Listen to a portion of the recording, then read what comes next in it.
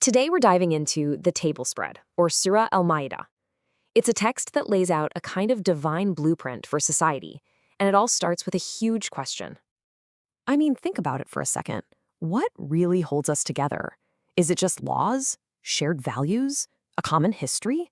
This text suggests it's actually all of that, kind of woven together by this deep sense of a higher purpose.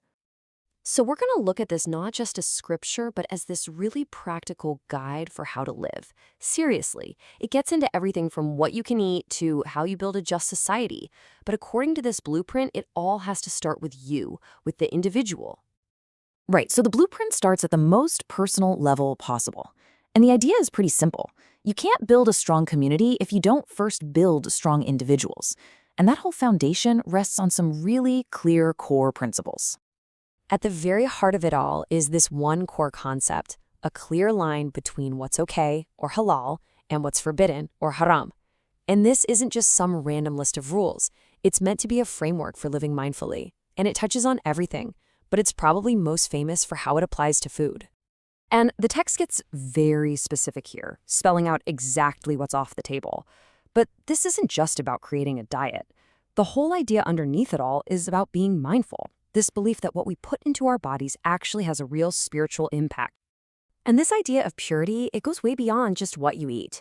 The text also lays out how a person should prepare themselves, both physically and spiritually, for worship, basically creating a state of cleanliness before you approach the divine.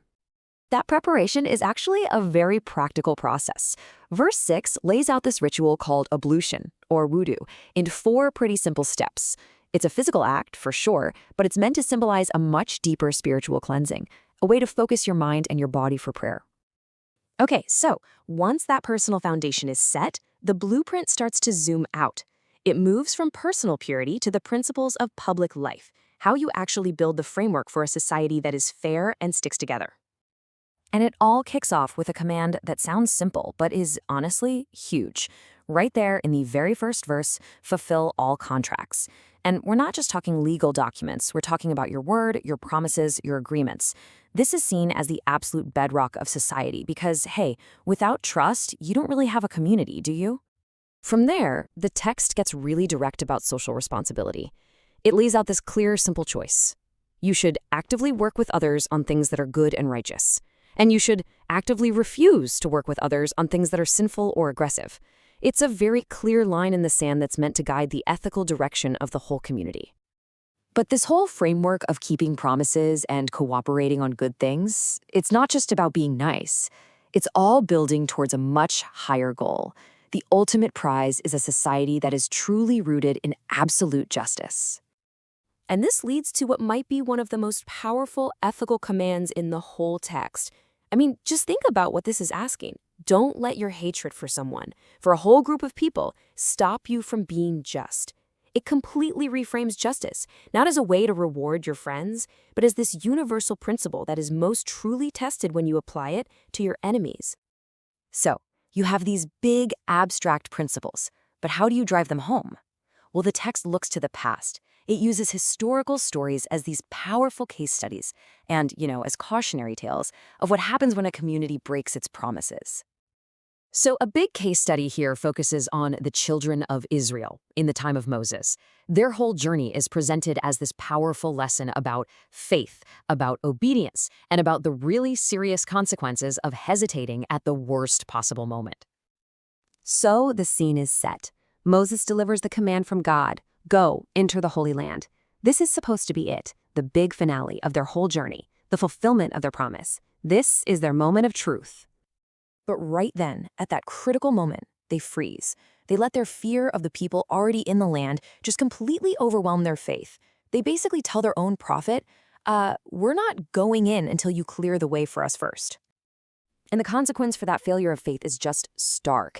According to the text, because of that one refusal, they were forbidden from entering the land. Instead, they were condemned to just wander in the wilderness for 40 years, an entire generation lost, as a direct result of breaking that covenant.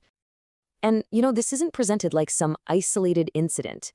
The text makes a really similar point about Christians, saying that when they forgot parts of their own scripture, it led to all this conflict and division among themselves. The pattern is shown as a clear warning. When you forget the divine message, your society starts to break down. Okay, this brings us to the final, and maybe the most important piece of the entire blueprint. After laying out the rules for the individual, the laws for society, and all these warnings from history, the whole thing builds to this one profound principle: the ultimate value of a single human life. And this ultimate principle is taught through a story that is just timeless, the story of the first murder. The account of Adam's two sons, who you probably know as Cain and Abel, is used as the original crime, a foundational lesson about the destructive power of jealousy. So when he's threatened with murder by his own brother, the righteous son takes the highest possible moral ground. He flat out refuses to fight back, not because he's weak, but because of his reverence for God. He makes a conscious choice to not be a part of that cycle of violence. But his brother's plea for peace, it's just ignored. He's so consumed by envy that he goes through with it. He commits the first murder, and in that moment he becomes one of the lost. It's portrayed as this huge cosmic tragedy. And it is from that original tragedy that the text pulls out its most powerful ethical statement, that if you kill one person, it's as if you've killed all of humanity. And if you save one person, it's as if you have saved all of humanity. The value of one life is literally equal to the value of all humanity. That is the ultimate principle holding this entire blueprint together. And so the whole blueprint kind of leaves us with this final massive question. If one life is truly like all life, if that's the principle we're working with, well, how does that change our responsibility to each other? In our everyday lives, in our communities, in the world? What does that profound responsibility actually look like?